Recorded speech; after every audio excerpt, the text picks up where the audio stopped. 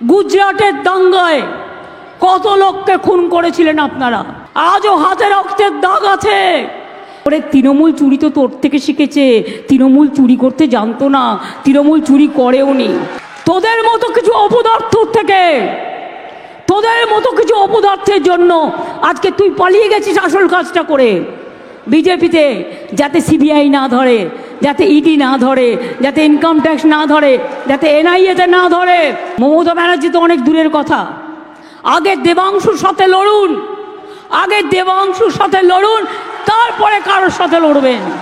ওকে আমি দাঁড় করিয়েছি একটাই কারণে, যে আগামী দিন এই মেদিনীপুর জেলাটাকে সাফ সূত্র করবে। অত্যাচার করেছেন কারা, জীবন্ত মহিলাকে জ্বালিয়ে মেরেছেন কারা, এনআরসি নিয়ে কত সংখ্যালঘু মানুষের উপর অত্যাচার করেছেন, এমনকি 19 লাখ হিন্দু বাঙালিকেও বাদ দিয়েছিলেন আসাম থেকে। সমবেত আমার মা ভাই বোনেদের সকলকে আমার অন্তরের অভিনন্দন ও প্রণাম জানাচ্ছি। প্রচণ্ড রোদ্দুর, বাইরে অনেকেই দাঁড়িয়ে আছেন যাদের কাছে হয়তো ছাতাও নেই, একটা ওড়না পর্যন্ত নেই, বা একটা টুপি পর্যন্ত নেই, যে তারা রোদ্দুরের মধ্যে থেকে একটু নিস্তার পাবেন। আমি একটা কথা বলি, যারা নিচে আছেন সিকিউরিটির, এই দিকটা করে দিন মেয়েদের, এই দিকটা আমার বাঁদিকে আপনারা এদিকটা বসুন, ওদিকে রৌদ্রে যারা দাঁড়িয়ে আছে তাদের কিছু পারলে এই দিকটা ঢুকিয়ে দাও। একটা বলেছি বাস সবসময় খোলা আছে, ওখান থেকে ঢুকিয়ে দাও কিছু, দেখো রোদ্দুরে হিট স্ট্রোক হয়ে যাবে। এইখানটা বসুক না, জায়গা আছে তো। এবার থেকে আমি বলেই দিচ্ছি যে মিটিংয়ে আরেকটু বেশি করে শেড বাড়াতে হবে। এখানে হয়তো লক্ষাধিক মানুষ আছেন, কিন্তু বাইরেও প্রায় 50-60 হাজার মানুষ গরমের মধ্যে দাঁড়িয়ে আছেন। আপনাদের আমি প্রণাম জানাবো না, কৃতজ্ঞতা জানাবো না, ধন্যবাদ জানাবো না, নমস্কার জানাবো না, সালাম জানাবো না, জোহার জানাবো, কিছুই বুঝতে পারছি না। আপনারা তার অনেক উচ্চে। আমাদের এখানে আমাদের নেতৃবৃন্দ অনেকেই আছে, সবার নাম তো একটা মিটিংয়ে বলা সম্ভব নয়। উপস্থিত সকলে, আমাদের প্রার্থী অভিজিৎ আছেন, দেবাংশু আছে, দেবাংশু ভট্টাচার্য, রাজীব ব্যানার্জি আছে, আমাদের ইলেকশন অবজারভার। আমাদের এখানে প্রার্থী হচ্ছেন আমাদের ছোট্ট ছেলে, ছাত্র যৌবনের লড়াকু নেতা দেবাংশু ভট্টাচার্য। ডক্টর সৌমেন মহাপাত্র আছেন, অসিত ব্যানার্জি আছেন, চিত্ত মাইতি আছেন,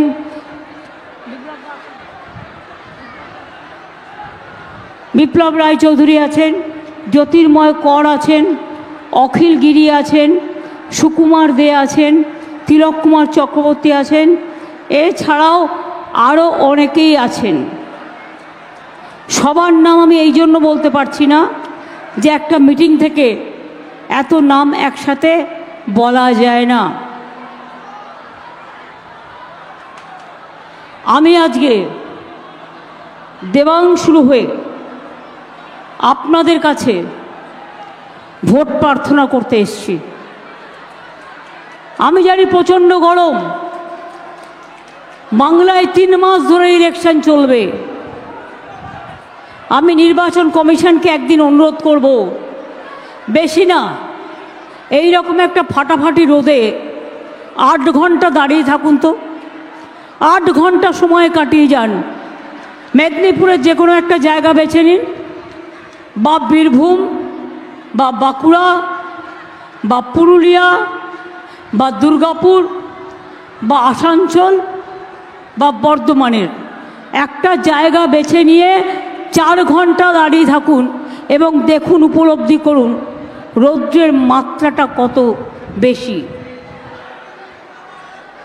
রৌদ্রে দগ্ধ হয়ে তপ্ত হয়ে, নির্বাচনটা হচ্ছে গণতন্ত্রের উৎসব, কিন্তু বাংলা কি অপরাধ করলো যে বিজেপিকে সন্তুষ্ট করবার জন্য 7টা ফেজে ইলেকশন করতে হচ্ছে? তামিলনাড়ুর ইলেকশন হয়ে গেছে, আর আমাদের দেখুন সবে একটা হয়েছে। মানে একদিনে 10 দিন টাইম, 10 দিন পর 4টে ইলেকশন হবে। মালদা উত্তর দক্ষিণ, মুর্শিদাবাদ উত্তর দক্ষিণ। তারপর হাতে 4 দিন করে প্রচারের টাইম পাবেন, 8টা করে ইলেকশন হবে। নিজেদের মতো করে সাজিয়েছে দাবার গুটি, যাতে নিজেদের টাইমটা বের করতে পারে, আর আরাম করে করে একটু একটু করে প্রোগ্রাম করে নিজেদের শরীর বাঁচিয়ে মানুষের শরীরকে বিপদে ফেলতে পারে। এই জন্যই অবস্থা। আমি একটা কথা বলবো, এরা যারা দাঁড়িয়েছে এদের দাও না, এই পর্যন্ত আসতে দাও না। না, এই যে ওইখানে খালি আছে, এই জায়গাটা দাও। যারা ওখানে দাঁড়িয়ে আছে এইখানে, এইটুকু বাদ রাখো, বাদ বাকিটা দিয়ে দাও।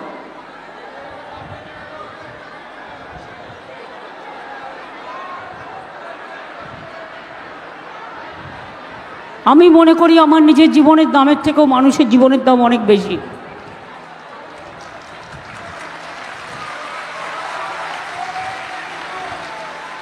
হিটস্ট্রোক হয়ে অলরেডি একজন মারা গেছে গঙ্গারামপুরে, সেদিন মিটিংয়ে এসেছিল। তাই মনে রাখবেন, মানুষকে এভাবে কষ্ট দেওয়ার কোনো ব্যাখ্যা আমি খুঁজে পাচ্ছি না। ব্যাখ্যা একটাই, বিজেপি যা বলবে দেশে ইলেকশন কমিশন তাই করবে, এছাড়া আরও কোনো ব্যাখ্যা নেই।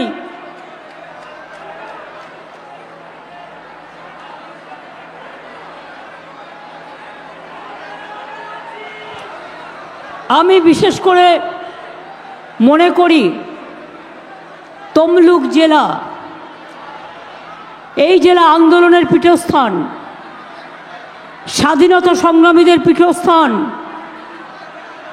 পিছাবুনি আন্দোলন থেকে শুরু করে নতুন জাতীয় সরকার তৈরি হওয়া থেকে শুরু করে ঈশ্বরচন্দ্র বিদ্যাসাগরের জেলা থেকে শুরু করে যখন অবিভক্ত জেলা ছিল, ক্ষুদিরাম, সতীশচন্দ্র সামন্ত, সুশীল ধারা, বীরেন্দ্রনাথ শাসমল থেকে শুরু করে একাধিক ব্যক্তি এই জেলায় বিভিন্ন সামাজিক কর্মসূচি, রাজনৈতিক কর্মসূচি, স্বাধীনতার কর্মসূচির জন্য জীবন পর্যন্ত দিয়েছেন। আর এই জেলায় আসলে আমার কি মনে হয় জানেন? আমার অনেক কিছু পুরনো দিনের কথা মনে পড়ে। কারণ তমলুক তো আমি আজকে নই,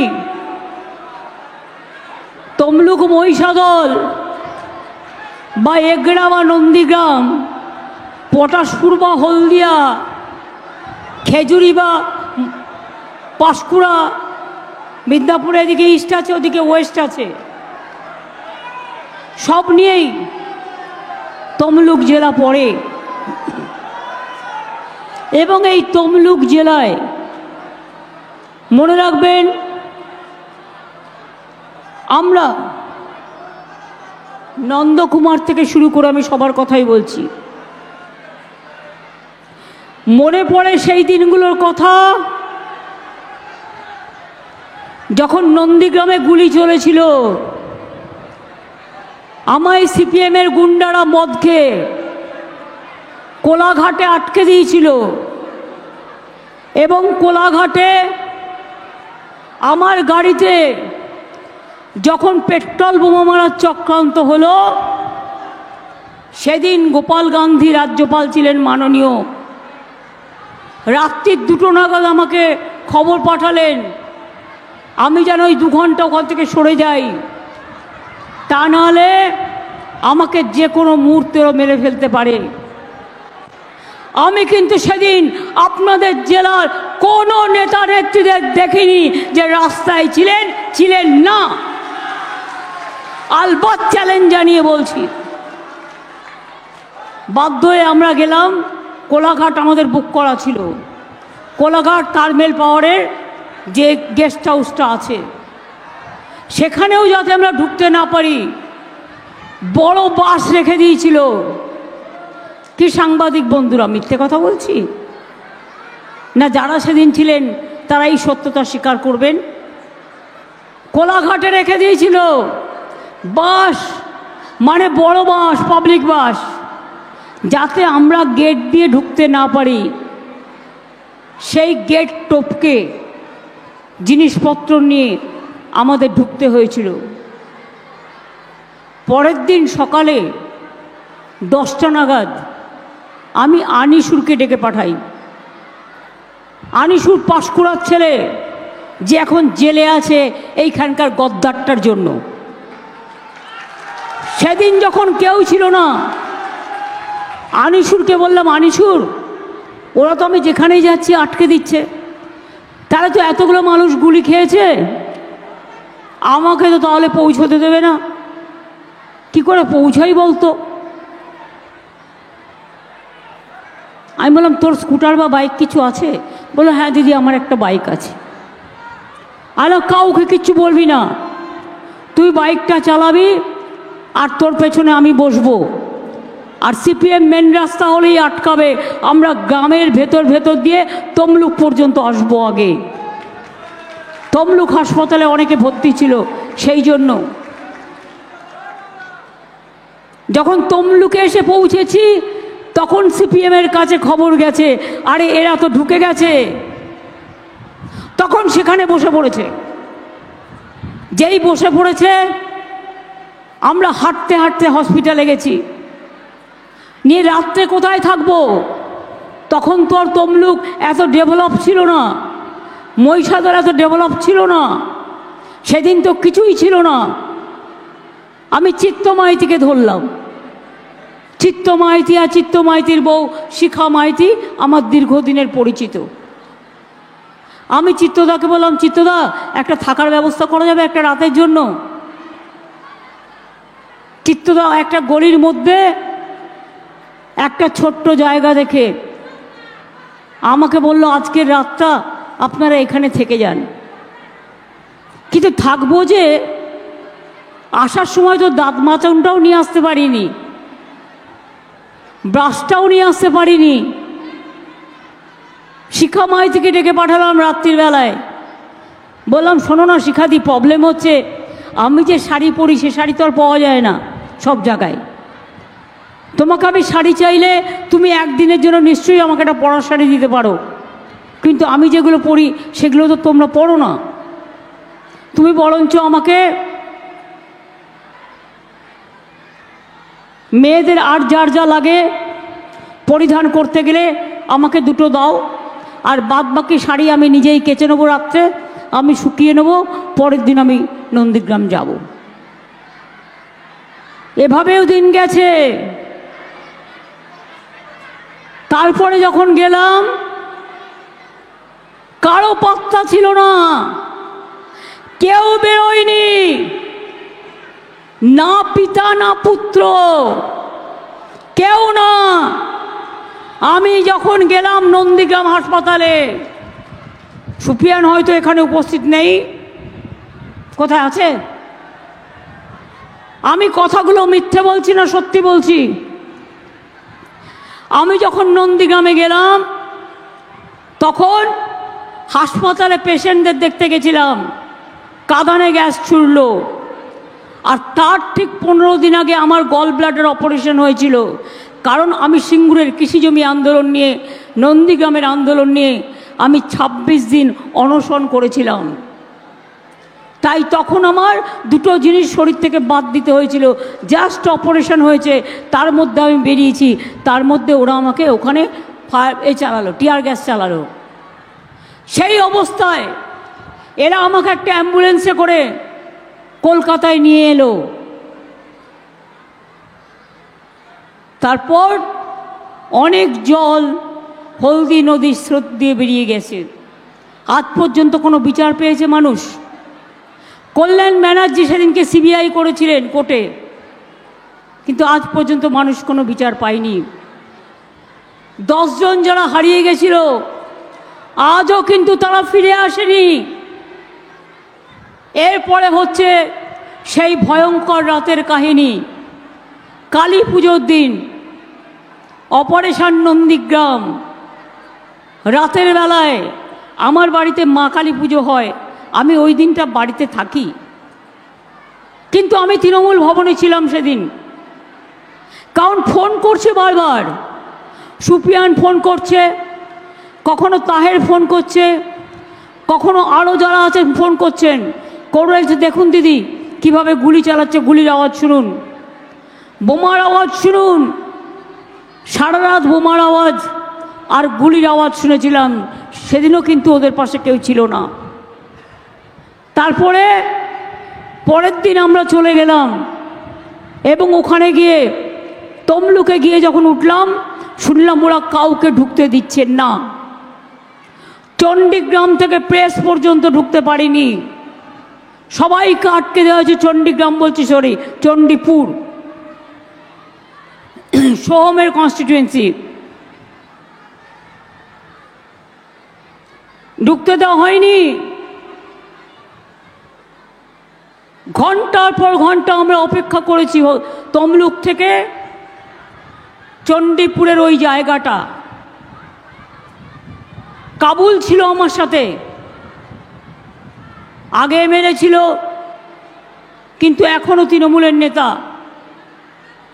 পরের দিন প্রায় এক পা করে যাওয়া, আর তখন অনেকেই আমায় ফোন করছে, তোমাকে তো মেরে ফেলবে, তোমাকে তো মেরে ফেলবে, ওখান থেকে সরে যাও।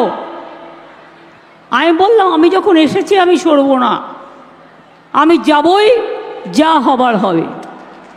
10 দিন কিন্তু পিতাও বেরোয়নি, পুত্রও বেরোয়নি। আর হ্যাঁ, আমি আমার বইতে লিখেছিলাম ওদের নাম, তার কারণ আমি কি করে আমাদের লোকেদের নাম অস্বীকার করব বলুন, তখন আমাদের সাথে ছিল, তাই সম্মান দেওয়ার জন্য লিখেছিলাম। কিন্তু আজকে তো দাঁড়িয়ে লিখতে হলে ওটাকে পাল্টে দেবো, আমি সংশোধন করে দেবো। তার কারণ আমি নন্দীগ্রাম থেকে যারা এসছেন একজন নয়, প্রত্যেককে জিজ্ঞেস করব, ছিল সেদিন ওরা রাস্তায়, নন্দীগ্রামে ছিল রাস্তায়, মানুষের বাড়ি বাড়ি যখন আমরা গেলাম ওরা রাস্তায় ছিল। একটা মিটিং হয়েছিল 10-12 দিন পর, বাবু রেগে মঞ্চ থেকে পালিয়ে গেল। এসব আমি অনেক জানি।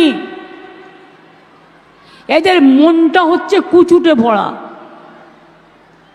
একটা ব্যক্তিগত কথা বলি আপনাদের, যারা এত বড় বড় হম্বিতম্বি করে, একবার দীঘায় গেছি রিভিউ মিটিং করতে, এটা 3-4 বছর আগেকার কথা, যখন আমাদের সাথে ওনারা ছিলেন।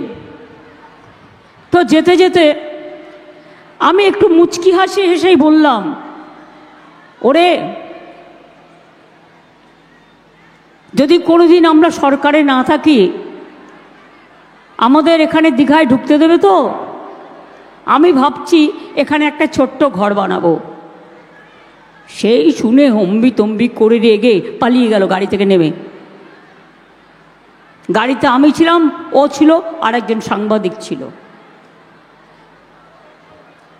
বাবা শপথ দিতে গেছে মন্ত্রী, বড় বড় কথা বলে বেড়ায়। যখন আমাদের তৃণমূল কংগ্রেসের 6 জন রাজ্যমন্ত্রী হলো এবং আমি সেন্ট্রাল মিনিস্টার ছিলাম, রেল মিনিস্টার ছিলাম, বাবা শপথ দিতে গেছে, বাবা, নিজের বাবা। দেখলাম এখন অবশ্য উনি বলবেন না, স্বীকার করবেন না, দেখলাম ওনার ছেলে নেই শপথে। খোঁজ খবর নিলাম, শুনলাম বাবা কেন মন্ত্রী হবে, উনি কেন হবেন না, তাই ওনার গোসা হয়েছে, তাই উনি বাবার শপথে যাননি। এদের কাছ থেকে শিক্ষা নিতে হবে, এদের কাছ থেকে শিক্ষা নিতে হবে, এদের কাছ থেকে জ্ঞান শুনতে হবে। শুনুন, আমি যখন কংগ্রেস করতাম ছোটবেলায়, ও 3 বার না 2 বার দাঁড়িয়েছিল, সব ইলেকশনে আমি এসেছিলাম, কিন্তু ও গোহারা হেরেছিল। তৃণমূল কংগ্রেস যখন তৈরি হয়েছিল তখনও কিন্তু ওরা তৃণমূল কংগ্রেসে আসেনি, মাটি মাপছিল। তখন কিন্তু সিপিএমের বিরুদ্ধে দাঁড়িয়েছিল অখিলগিরি, এবং ভোটে ও দ্বিতীয় পজিশনে ছিল, আর ওনার পিতৃদেব মাননীয় মহোদয় তিনি ছিলেন তৃতীয় স্থানে।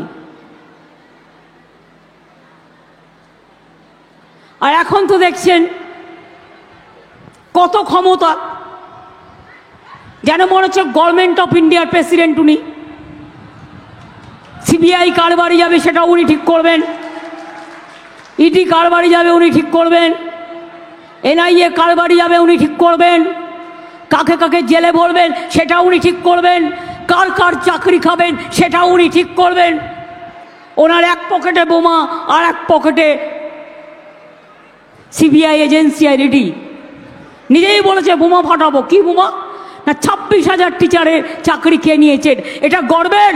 বলুন যদি কোনো মানুষ থাকেন 26,000 ছেলে মেয়ে যারা স্কুলে টিচারি করে বাচ্চাদের পড়ায় তাদের চাকরি খেয়ে নেওয়াটাকে আপনারা সমর্থন করেন?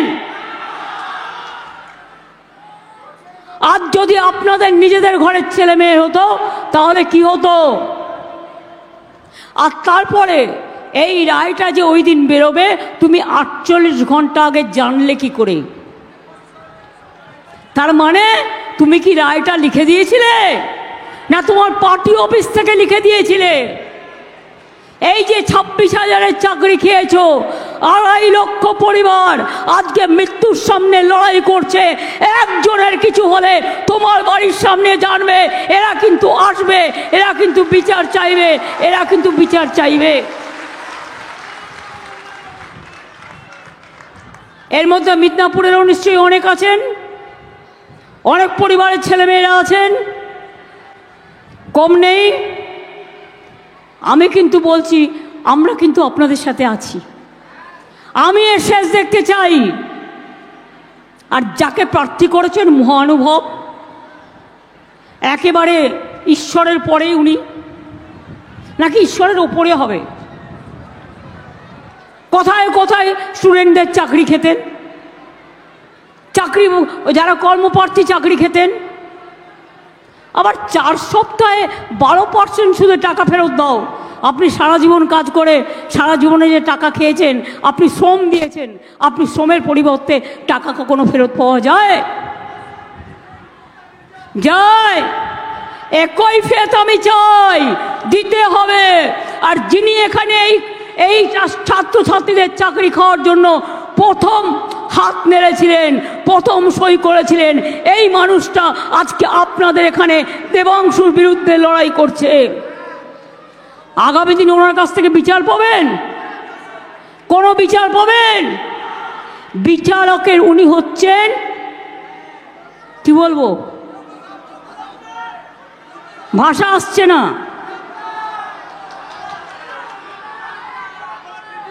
যিনি বিচারকের আসনে বসে বিজেপির সাথে ফোনে কথা বলতেন, নিজেই বলেছেন। বিচারের আসনে বসে সবার চাকরি খেতেন আর বিজেপি পার্টি করতেন, আর অন্য পলিটিক্যাল পার্টিদের টিভিতে গিয়ে গালাগালি দিচ্ছেন। তাকে আমি কি বলবো? নামটা আপনারা ঠিক করে দেবেন, আমি ঠিক করব না। বিতাড়িত করে দিন।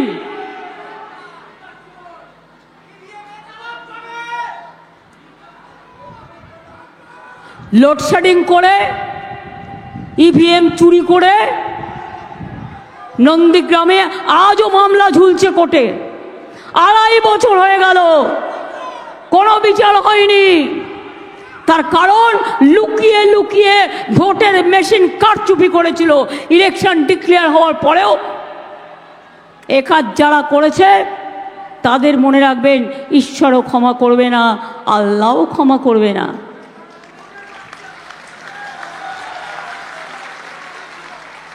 আজকে উনি বড় গেরুয়াধারী হয়ে গেছেন। বিড়াল বলে মাছ খাবো না, কাশি যাব। সবচেয়ে বড় সাধু হয়ে গেছেন। আমি এই সাধু পুরুষদের বলি, তোমাদের ভোট লোকে কেন দেবে? 100 দিনের টাকা দেবেন না, এই শব্দ কে বলেছিল? বিজেপি পার্টি এবং গদ্দার বলেছিল কি বলেনি? আবাস যোজনার টাকা দেবেন না, কে বলেছিল? গদ্দার। বাংলার রাস্তার টাকা দেবেন না, বলেছিল কে গদ্দার? আর বলে বেরিয়েছে তৃণমূল নাকি চুরি করেছে। তাই ওরে তৃণমূল চুরি তো তোর থেকে শিখেছে, তৃণমূল চুরি করতে জানতো না, তৃণমূল চুরি করেও নি। তোদের মতো কিছু অপদার্থ থেকে, তোদের মতো কিছু অপদার্থের জন্য আজকে তুই পালিয়ে গেছিস আসল কাজটা করে বিজেপিতে, যাতে সিবিআই না ধরে, যাতে ইডি না ধরে, যাতে ইনকাম ট্যাক্স না ধরে, যাতে এনআইএতে না ধরে। আর 10টা দিয়ে গেছিস তৃণমূলের ওপরে। কিন্তু তৃণমূল মাথা নত করে না, এটা মাথায় রাখবেন। তৃণমূল মাথা নত করে না, করবে না। 350 টিম নিয়ে এসেছিল এখানে। প্রতিদিন চকলেট বোম ফাটলেও এনআইএ, কালি ফটকা কাটলেও এনআইএ, ধানি ফটকা ফাটলেও NIA. Government of the agency, by the agency and for the agency. আজকে এই হয়ে গেছে ভারতবর্ষের অবস্থা। আপনারা এনআরসি সমর্থন করেন, এনআরসি সমর্থন করেন।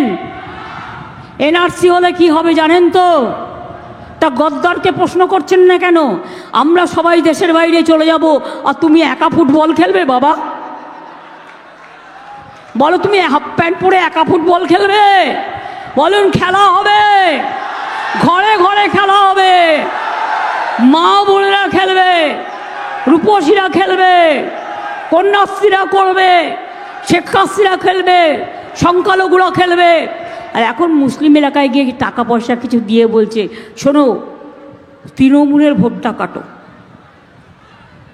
বিজেপির এখন পাখির চোখ দুটো, এক চোখ হচ্ছে সিপিএম আর এক চোখ হচ্ছে কংগ্রেস।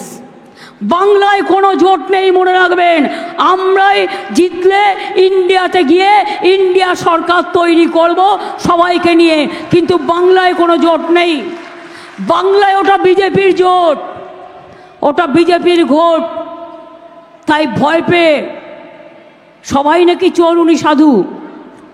জিজ্ঞেস করুন তো, যদি কেউ জিজ্ঞেস করেন হলদিয়াতে আপনার কি কি আছে,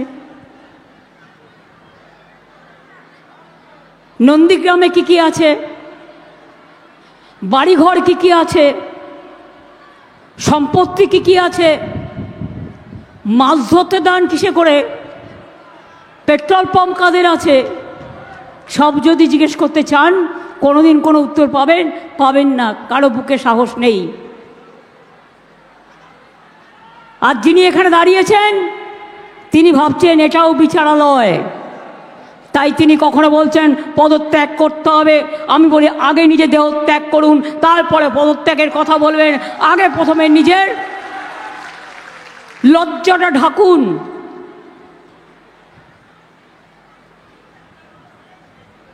নিজের লজ্জাটা ঢাকুন। আপনি বিচারালয়ের কলঙ্ক, আপনি বিচারালয়কে কালিমালিপ্ত করেছেন। আপনার কোনো অধিকার নেই মানুষের কাছে এসে মানুষের কথা বলবার। ছিলেন তো বিকেশ ভট্টাচার্য জুনিয়র, যিনি সবার চাকরি খান, আর এখন হয়েছেন গদ্দারের জুনিয়র না সিনিয়র আমি জানি না। সেই জন্যেই মমতা ব্যানার্জিকে গালাগালি দেওয়ার আগে বলবো, মমতা ব্যানার্জি তো অনেক দূরের কথা, আগে দেবাংশুর সাথে লড়ুন, আগে দেবাংশুর সাথে লড়ুন, তারপরে কারোর সাথে লড়বেন। অন্য প্রার্থী এখানে আমরা দিইনি। কেন দিইনি? জেনে শুনেই দিইনি। ছাত্রছাত্রীদের সবচেয়ে বেশি চাকরি খেয়েছেন উনি মিথ্যে কথা বলে। তোমার যদি বলার থাকতো এটা ভুল হয়েছে সংশোধন করে নাও, আমার কোনো আপত্তি নেই। তুমি এক কথায় সবার চাকরি খেয়েছো, ছেড়ে দাও তোমায়। দেবাংশুকে আমি বলবো, যাদের চাকরি গেছে সেই পরিবারগুলোকে নিয়ে আসবে এবং তাদের দুঃখের কথা মানুষের কাছে বলবেন।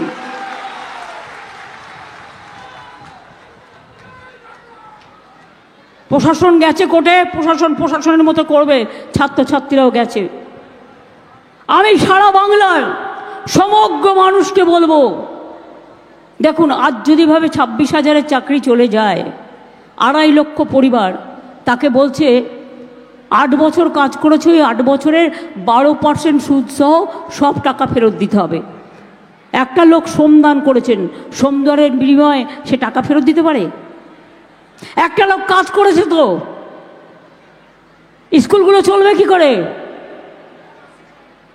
ছাত্রছাত্রীরা থাকবে কোথায়? পড়াশুনো করবে না গদ্দার তৈরি হবে? মানুষের মতো মানুষ তৈরি হবে না গদ্দার তৈরি হবে? এবার আপনাদের বলি, এখানে মহাত্মা গান্ধীজির নামে বিশ্ববিদ্যালয় আমরা করে দিয়েছি, তমলুক মেডিকেল কলেজ করে দিয়েছি, মাতঙ্গিনী হাজরা মহাবিদ্যালয় তৈরি হয়েছে। এরকম অনেকগুলো কাজ আমাদের এখানে করা আছে। আমি সবটা না বললেও একটা দুটো তো নিশ্চয়ই বলবো, যদিও এটা বলার কথা আমার নয়, কারণ এটা আমাদের ইলেকশন নয়, এটা দিল্লির ইলেকশন। তা সত্ত্বেও বলি আপনাদের,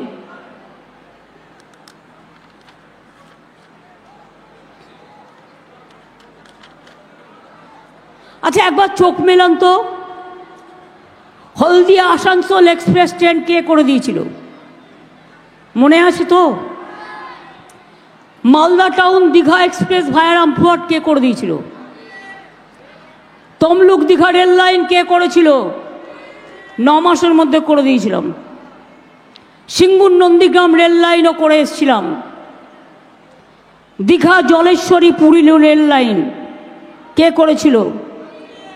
Digha Baliachak rail line, Panskura Haldia double line, Tamluk Basuria Sutahata double line, হলদিয়াতে ডিএম ইউকোচ ফ্যাক্টরি, জলস্বপ্ন প্রকল্পে 5 লক্ষ বাড়িতে জল যাবে। নন্দীগ্রাম 1, নন্দীগ্রাম 2, নন্দকুমার ও চণ্ডীপুর ব্লকের জন্য আরও 1400 কোটি টাকা ব্যয় করে জল প্রকল্প করা হচ্ছে। নিমতৌড়িতে নতুন ভবন তৈরি হয়েছে কি হয়নি? নন্দীগ্রাম স্বাস্থ্য জেলা কে করেছে? 3টে সুপার স্পেশালিটি হাসপাতাল, নন্দীগ্রাম, পাঁশকুড়া, এগরা। তাম্রলিপ্ত মেডিকেল কলেজের আত্মীয়দের বসবাস করবার জন্য, থাকার জন্য 100 বেডের নাইট শেল্টার, তমলুকের নার্সিং সেন্টার, মহিষাদলে মহাত্মা গান্ধী বিশ্ববিদ্যালয়, 3টি নতুন কলেজ। মৎস্যজীবীদের জন্য 2 মাস আমরা 5,000 টাকা করে 10,000 টাকা দেব। তার কারণ এই 2 মাস বর্ষাকালে তারা সমুদ্রে যেতে পারে না, তাদের পরিবার কষ্ট থাকে, তাই আমাদের কাছে যে লিস্ট আছে সেই অনুযায়ী আমরা করে দেব। নয়াচরে আমরা মৎস্য হাব তৈরি করছি এবং মাছ শুকনোর চাতাল, মাছের বাজার, মাছ সংরক্ষণের জন্য কোল্ড স্টোরেজ, অন্যান্য পরিকাঠামো, মৎস্যচাষীদের বার্ধক্য ভাতা, এগুলো আমরা করছি। হলদিয়াতে তাজপুর পোর্ট, গভীর সমুদ্র তৈরি করছি আমরা, 25,000 ছেলেমেয়ের ওখানে আবার চাকরি হবে। ল্যান্ডপোর্ট তৈরি হচ্ছে ওখানে, কেবল ল্যান্ডপোর্ট। হলদিয়াতে 3টে ইন্ডাস্ট্রিয়াল পার্ক হয়েছে, আরও 5টি হচ্ছে। নন্দীগ্রাম 1-এর বৈচিবাড়ি, খেজুরি 2-এর নিজ কসবা 2টি, রামনগর 2-এর ঘোল এবং চণ্ডীপুরে খাগদা। হলদিয়াতে আইটি পার্ক, দীঘাতে কেবল ল্যান্ডিং সেন্টার, আর তাজপুরে হচ্ছে গভীর সমুদ্র বন্দর। এছাড়াও আরও অনেক কাজ হয়েছে, কাজু বাদাম ক্লাস্টার থেকে শুরু করে কাঁথিতে পটাশপুর 2-এ কাঁসা পেতলের ক্লাস্টার, তমলুকে বাঁশের বডি নির্মাণের ক্লাস্টার, পটাশপুর এ শঙ্খখোলার ক্লাস্টার, চণ্ডীপুরে পটচিত্রের ক্লাস্টার, ঘাটার মাস্টার প্ল্যান, এটাও আমরা আগামী দিন তৈরি করব। আপনারা মনে রাখবেন, আমরা কপালেশ্বরী কেলেঘাই এটাও আমরা করে দিয়েছি অলরেডি। এছাড়াও শহীদ মাতঙ্গিনী হাজরার বাড়িতে মেমোরিয়াল গ্যালারি, পিছাবনিতে স্মৃতিসৌধ জাদুঘর আমরা করে দিয়েছি। তাছাড়া একটা বড় কাজ করছি, কোনোদিন ভেবেছিল এদের দেবতা তো এরা নয়, ওদের দেবতা একটাই, বাইরে থেকে ধার করে নিয়ে আসা, যা বলবে তাই। পুরীতে গেছেন? পুরীতে সবাই পুরীতে গেছেন, আপনারা গেছেন তো? পুরীর জগন্নাথ মন্দির দেখেছেন? দীঘা আগে কি ছিল, আজকে কি হয়েছে? দীঘা সৈকত কে তৈরি করে দিয়েছে? আমরা তৈরি করে দিয়েছি।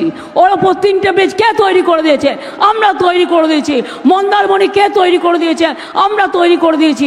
তাজপুর গভীর সমুদ্র কে তৈরি করে দিয়েছে? ইন্টারন্যাশনাল কনভেনশন সেন্টার কে তৈরি করে দিয়েছে? প্লাস জগন্নাথ ধাম তৈরি করছি। পুরীর উচ্চতার সমান উচ্চতা। দেবতাটা শুধু হবে মার্বেলের, হয়ে গেছে, এসে গেছে। ভোগ ঘর থেকে শুরু করে এটা পুরীর থেকে আরো বেশি জায়গা নিয়ে করা হচ্ছে।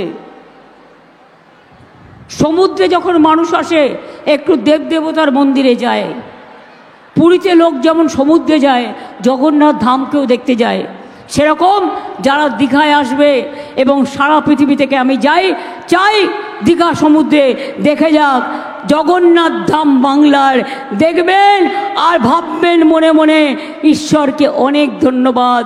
ও নীলাচল নিবাসায় নিত্যায় পরমন্তনে বলভদ্র সুভদ্রা ভাং জগন্নাথায় তে নমো। অর্থাৎ জগন্নাথ ধাম নতুন করে তৈরি হচ্ছে। আর কি চাই? আর বিজেপিকে ভোট দেবেন কেন? কেন ভোট চাইছে? ভোট তো দিয়েছিলেন এখানে, অবশ্য আপনারা তৃণমূলের দুটোকে দিয়েছিলেন, বাবা ছেলেকে, কিন্তু তারা গত 3 বছর ধরে আমাদের সাথে নেই। যত করেছে তত সিবিআই ধরবে বলে পালিয়েছে। আমি আবার আপনাদের কাছে বলি, শুনে রাখুন, দিল্লিতে ভোট দেবেন। আমাকে আপনারা জিজ্ঞেস করতে পারেন বিধানসভা ইলেকশনের সময় যে আপনি রাজ্যের জন্য কি করেছেন, যা বলেছেন সেটা করেছেন কিনা। আমরা ইলেকশনের আগে কি বলেছিলাম? 21-এ লক্ষ্মীর ভাণ্ডার করব, করেছি। কি বলেছিলাম? বিনা পয়সায় রেশন দেবো, দিয়েছি। 10,000 টাকা কৃষক ভাতা দেবো, দিয়েছি। স্মার্টফোন দেবো, এই 10 লাখ টাকার স্মার্ট ক্রেডিট কার্ড করব, করেছি। এছাড়াও অনেক কাজ আছে, বাট মেন এই 4টি বলেছিলাম। আমি যদি বিজেপির 4টে কথা বলি, নরেন্দ্রবাবু আপনাকে ভোট দেব কেন বলুন তো? কেন মানুষ ভোট দেবেন? আপনি বলেছিলেন 15 লাখ টাকা করে সবার অ্যাকাউন্টে জমা দেবেন, দিয়েছেন? পেয়েছেন? 1 লক্ষ টাকা পেয়েছেন? 2 লক্ষ টাকা পেয়েছেন? 3 লক্ষ টাকা পেয়েছেন? 4 লক্ষ টাকা পেয়েছেন? 5 লক্ষ টাকা পেয়েছেন? 6 লক্ষ টাকা পেয়েছেন? 7 লক্ষ টাকা পেয়েছেন? 8 লক্ষ টাকা পেয়েছেন? 9 লক্ষ টাকা পেয়েছেন? 10 লক্ষ টাকা পেয়েছেন? আচ্ছা 5 লক্ষ নয়, ছেড়েই দিলাম, 50,000 টাকা কেউ পেয়েছেন? যদি না পেয়ে থাকেন জোরে বলুন পাইনি। যদি 15 লক্ষ টাকা দেবে বলে দেয়নি, তাহলে ভোট দেবেন কেন? ভোট বক্সে ভোটটা জোড়া ফুলকে দিন, আর মোদির মুখ বন্ধ করে দিন, গদ্দারদের মুখ বন্ধ করে দিন। বলেছিল 2 কোটি বেকারের চাকরি দেবো, আগের ইলেকশনে দিয়েছে? 2 কোটি বেকারের চাকরি দিয়েছে? বরঞ্চ চাকরি খেয়ে নিয়েছে। জিনিসের দাম বাড়িয়েছে, এটা আমাদের হাতে নয়, এটা সেন্ট্রালের হাতে। মেডিসিনের দাম বাড়িয়েছে, মেয়েদের উপর অসম্মান করেছে, দলিতদের উপর অত্যাচার করেছে, কৃষকদের আন্দোলন করতে দেয়নি, রাজনৈতিক নেতাদের জেলে পুরে দিয়েছেন, আর সবাইকে ইডি সিবিআই করে দেখাচ্ছেন। আর বড় বড় চোর ডাকাতগুলো আপনার পার্টিতে গেলেই ভাজপা ওয়াশিং মেশিন, ভাজপা হয়ে গেল কালো, কালো হয়ে গেল আর বেরোলো সাদা হয়ে। আপনার পার্টি করলে চোর ডাকাত মাফিয়া লুটেরা সব মাপ, আর অন্যদের জন্য বন্ধ ঝাপ। কি উত্তর কাকে দিতে হবে? উত্তর দিয়েছেন? আপনি সন্দেশখালি নিয়ে কথা বলেন, আমার মা বোনেরা ওখানে ভালো আছেন। যদি কারো কোনো প্রবলেম হতো আমাকে জানাতো, আমাকে জানায়নি। কিন্তু যখন আমি সংবাদপত্র মারফত জানতে পেরেছি, আমরা সরকারি অফিসারদের দিয়ে ওদের যা প্রবলেম ছিল সেগুলো করে দিয়েছি। কিন্তু আপনি বলুন, গুজরাটের দাঙ্গায় কত লোককে খুন করেছিলেন আপনারা? আজও হাতে রক্তের দাগ আছে। বিলকিস বানুর খুনিদের ছেড়ে দিয়েছেন কারা? হাতরাসে বোনের ওপর অত্যাচার করেছেন কারা, জীবন্ত মহিলাকে জ্বালিয়ে মেরেছেন কারা, এনআরসি নিয়ে কত সংখ্যালঘু মানুষের উপর অত্যাচার করেছেন, এমনকি 19 লাখ হিন্দু বাঙালিকেও বাদ দিয়েছিলেন আসাম থেকে। মনে নেই? মনে পড়ে?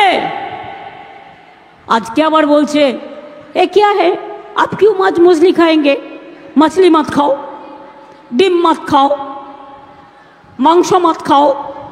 মধ্যপ্রদেশে মাংসের দোকান বন্ধ, রাজস্থানে মাছের দোকান বন্ধ, উত্তরপ্রদেশেও মাছ মাংস ডিমের দোকান বন্ধ। তাহলে আপনারা কি বার্লি খেয়ে থাকবেন? কি খাবেন?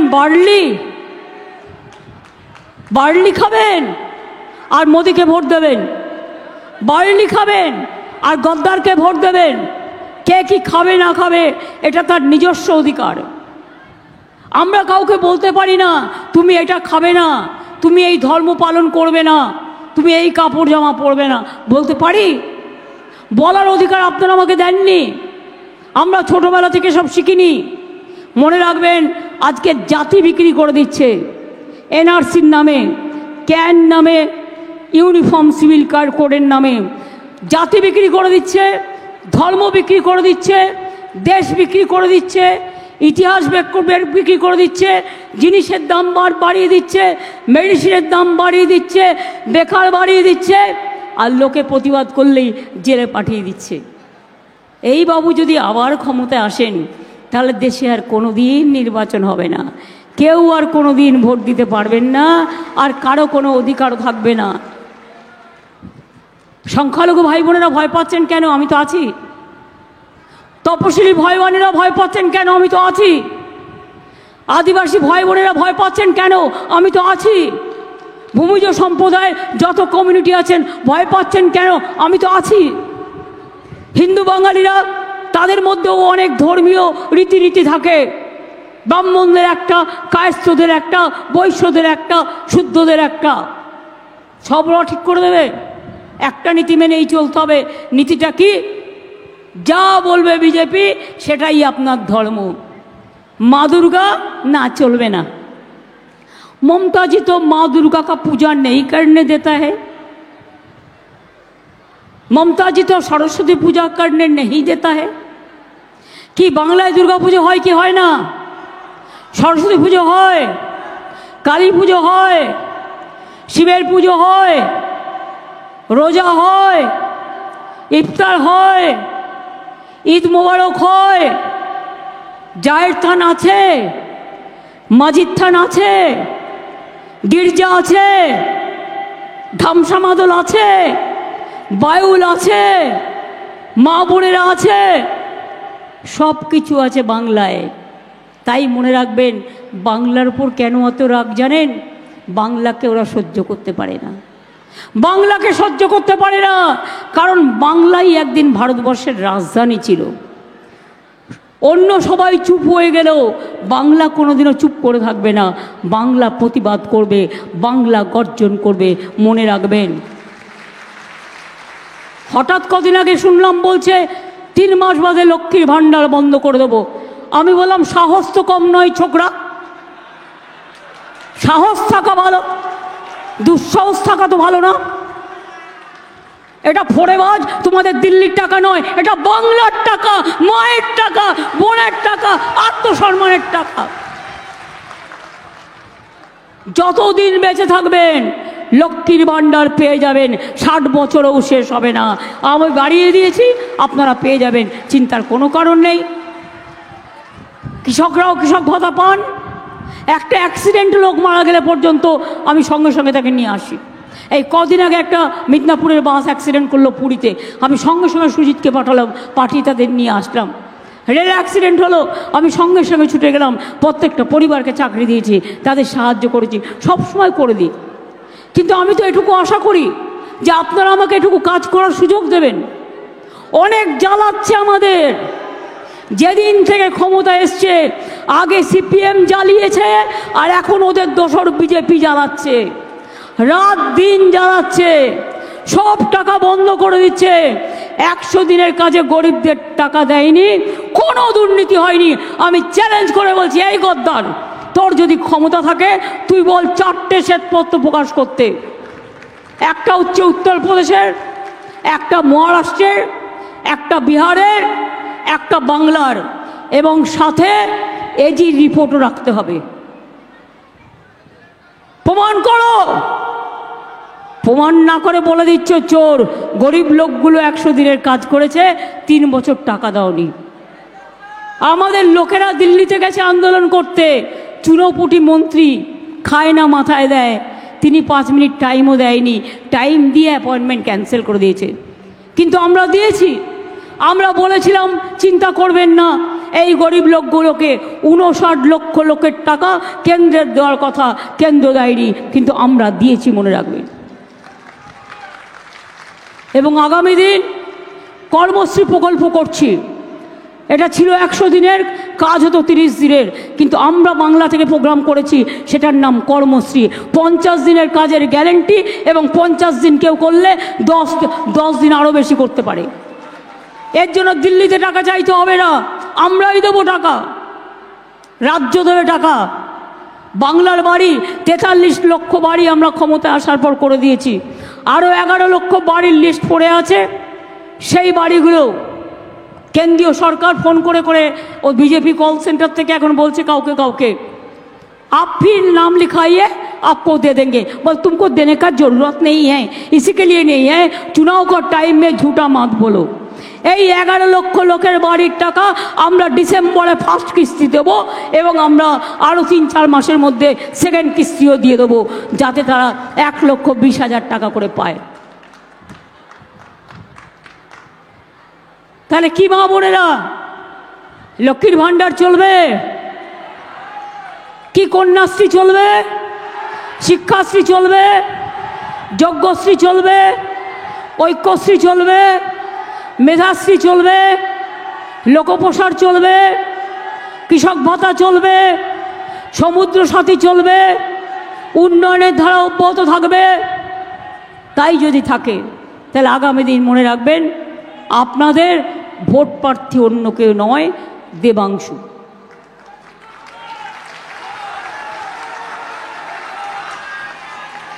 আমি 1984 সালে, ন্যাচারালি তখন আমার বয়স একটু কম ছিল, বাবা মায়েরা যা করতো আর কি আগেকার দিনে, আমার মতো অনেকেরই এরকম আছে।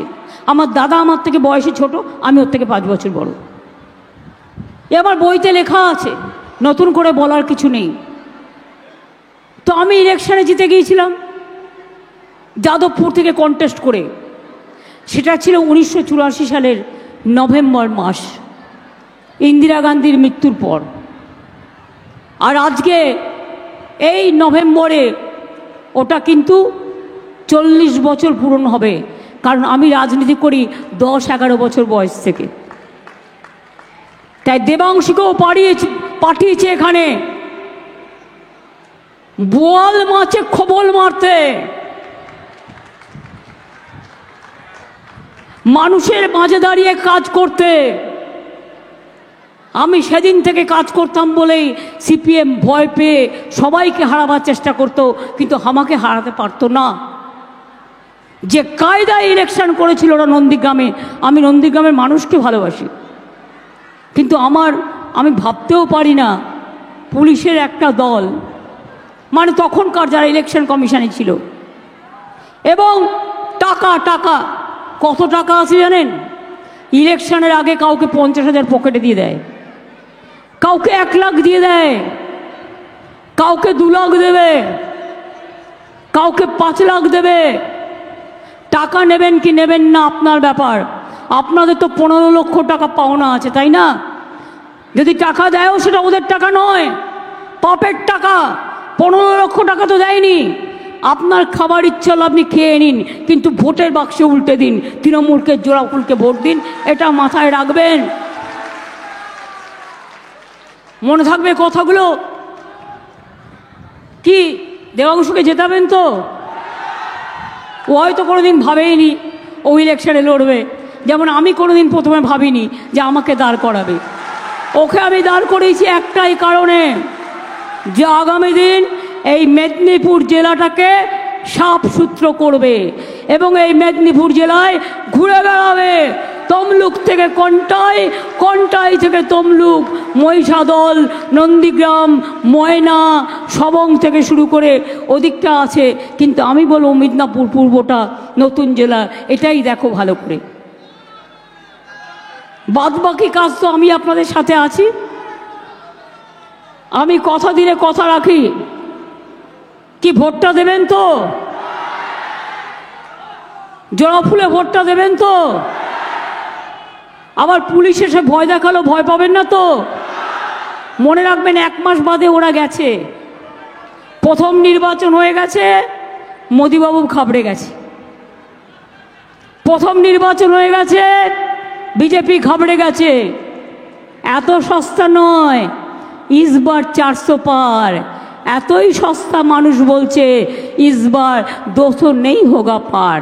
তার কারণ অন্যান্য রাজ্যে যে যার মতো লড়ছে, এবং সেক্ষেত্রে বিজেপি মনে রাখবেন যতই আশা করে বসে থাকুক, আগের বার 303টে সিট পেয়েছিল, বিহার থেকে সবটা পেয়েছিল, তামিলনাড়ু পেয়েছিল, কর্ণাটক পেয়েছিল, ইউপি পেয়েছিল, রাজস্থান পেয়েছিল, মধ্যপ্রদেশ পেয়েছিল, বাংলা থেকেও 18টা সিট পেয়েছিল।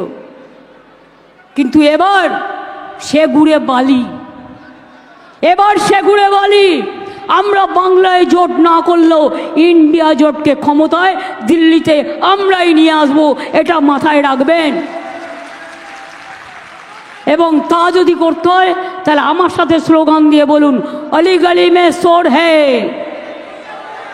अली गली में शोर है, अली गली में शोर है, अली गली में शोर है, देश में शोर है, देश में शोर है।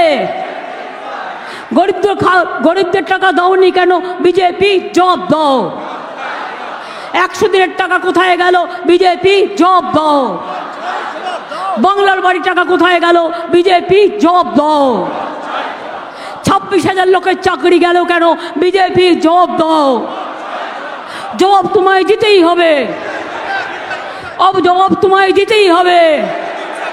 গদি তো এমনিতেই চলে যাবে, আর 1 মাস আছে, যত তেল টেল একটু ধামাকা টামাকা দেখিয়ে দিক। আর বলি, আর নেই দরকার, আর নেই দরকার, আর নেই দরকার, আর নেই দরকার দাম বাড়ানোর সরকার,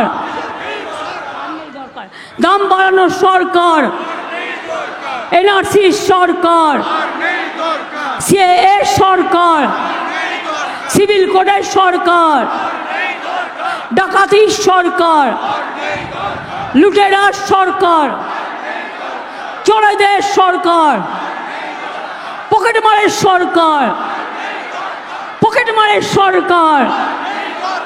বিজেপি হটাও, বিজেপি হটাও, বিজেপি হটাও, বিজেপি হটাও।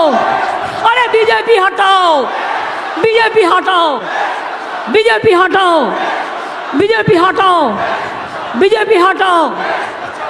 জয় হিন্দ, বন্দে মাতরম, তৃণমূল কংগ্রেস জিন্দাবাদ। সকাল সকাল ভোট দিন, সকাল সকাল ভোট দিন। আরে বল না, জোড়া ফুলে ভোট দিন, সকাল সকাল ভোট দিন, সকাল সকাল ভোট দিন, অধিকার রক্ষায় ভোট দিন। আমরা সবাই নাগরিক, আমরা সবাই নাগরিক। বলবি নাগরিক, নাগরিক, আমরা সবাই নাগরিক, আমরা সবাই নাগরিক, আমরা সবাই নাগরিক। সারা ভারতবর্ষ দিচ্ছে ডাক, বিজেপি বিদায় যাক। সারা ভারতবর্ষ দিচ্ছে ডাক। জয় হিন্দ, বন্দে মাতরম, তৃণমূল কংগ্রেস জিন্দাবাদ।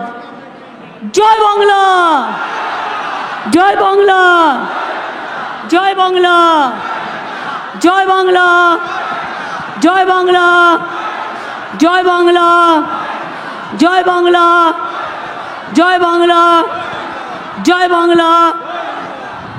এবার আমি আপনাদের কাছে 4 মিনিট চেয়ে নেব। ইন্দ্রনীল প্রখ্যাত গায়ক আমাদের সাথে এসছে, তার তো কিছু করা উচিত। আমার এখানে অনেক আদিবাসী ভাই বোনেরা এবং অন্যান্য কমিউনিটিরও অনেকেই এসছেন, আমি তাদের কাছ থেকে আমি অনেক শিখতে পারি, অনেক শিখি, তাই তাদের সাথে আমি পায়েও পা মেলাই। তাই আপনাদের বলবো এই 4টে মিনিট টাইম আমাদের দেবেন। তার আগে বলবো জয় হিন্দ, জয় হিন্দ, বন্দে মাতরম, তৃণমূল কংগ্রেস জিন্দাবাদ, জয় বাংলা, জয় বাংলা, জয় বাংলা। এই ধামসাটা কি ওপরে তোলা যাবে? এই একটা সাইডে রাখো না, পারবে দেখো না, ওই বড়টা, ও তো নিচে চাকা লাগানো আছে মনে হচ্ছে, সিঁড়ি দিয়ে উঠবে না, কাঁধে তুলে নিয়ে আসতে হবে, 5-6 জন মিলে করতে হবে। আরে ভেঙে দিও না ভাই, না না, ওরা জানে কি করে তুলতে, ওরা তুলবে। ভাই তোমরা 4-5 জন একটু সাপোর্ট করো না।